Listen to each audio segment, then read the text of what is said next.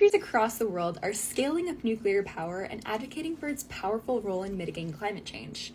But in Australia, it's straight up illegal. What caused Australia to ban nuclear power? Well, it started with a fear of nuclear weapons. During the 1950s and 60s, the country became super afraid of nuclear technology thanks to British nuclear weapons tests on Australian soil that left radioactive contamination in indigenous communities. Awesome. We know that disastrous nuclear weapons and safe, clean civilian nuclear power are completely different, but a lot of the public still doesn't. That's what we're here for. In the 70s, the Green Movement took over Australia, which viewed nuclear power as a threat to the environment and advocated against it. In 1998, the conservative Howard Movement wanted to secure a nuclear research reactor near Sydney to produce medical radioisotopes. To do so, they needed support from the Greens, who decided they'd allow the research reactor if a nationwide ban on nuclear power plants was introduced at the exact same time. After only 10 minutes of debate, the Australian Radiation Protection and Nuclear Safety Act of 1998 was born, followed by an additional protection, the EPBC Act of 1999. Both acts prohibit federal approval for nuclear plants, and they remain in place today. Now, it's incredibly ironic that these Aussies view low-carbon nuclear power as environmentally destructive because Australia has relied heavily on dirty sources of energy like coal, oil, and natural gas for decades. It's actually estimated that coal causes 800 premature deaths per year in Australia. Here's a graph of Australia's energy production over time. The country's rich in fossil resources,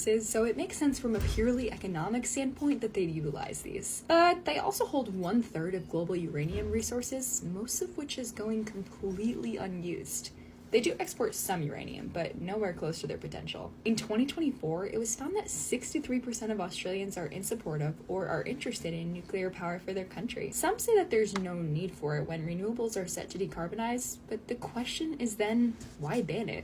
Nuclear deserves a fair chance in Australia's clean energy market, and maintaining a ban that originated from fear of nuclear weapons just doesn't make sense. Any energy solution that can safely and equitably decarbonize a country is a good one in my book, and there's no need to rule anyone out.